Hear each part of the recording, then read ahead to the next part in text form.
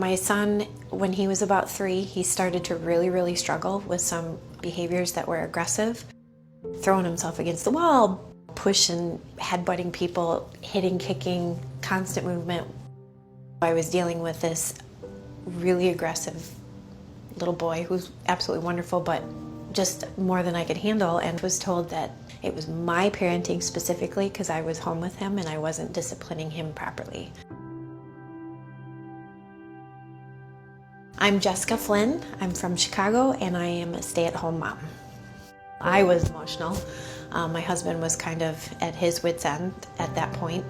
It was pretty low point. My daughter was very young at the time.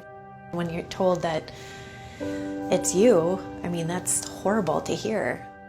He tried to tell me to do all the traditional stuff, like put him in timeout if he doesn't stay there, which he never did. I'm supposed to hold him in timeout, and then I ended up with a fat lip and a black eye. I had a child who I felt like I was traumatizing because I'm trying to be all authoritarian and, lay down the law and be, strict, and it wasn't working, and it was ruining our relationship. I knew that something in my gut wasn't right, that there's got to be an answer. So I started doing research. Across my Facebook feed, I saw an article that was called, "Is it sensory or is it behavior?" So I read it and I saw my son in it. The first thing that was reassuring or helped me was knowing that we weren't alone, that there were many kids who were struggling. We thought there was something wrong with them that we didn't know how to fix. We kept a lot of our struggles, internally in our family. Like even my family didn't know what we were going through. We didn't advertise it because we were led to believe that we were the only ones. It was really easy to get angry, to lose our temper, to yell. It made his behaviors worse. We didn't realize he was fighting us because he was scared. These are all things that we learned once we started digging into it.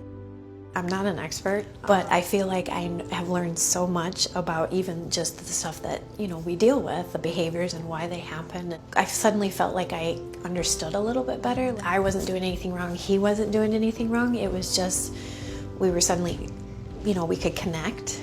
I could feel more sure in my parenting abilities that it wasn't me that had ruined him.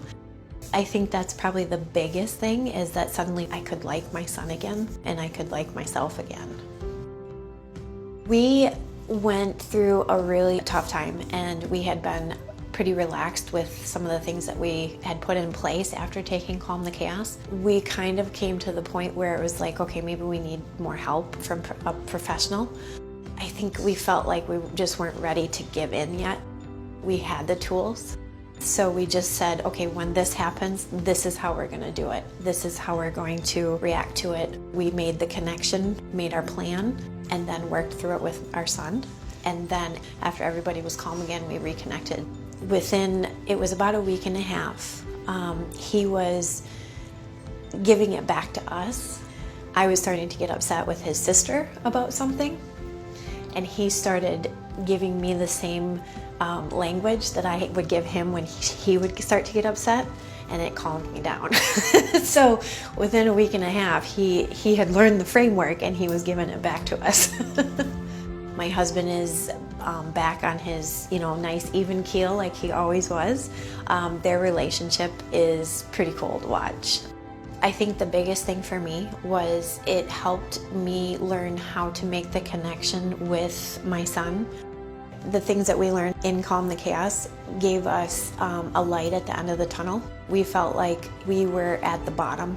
We were barely surviving, and it showed us that there's specific steps that you can take to find your way out of that hole.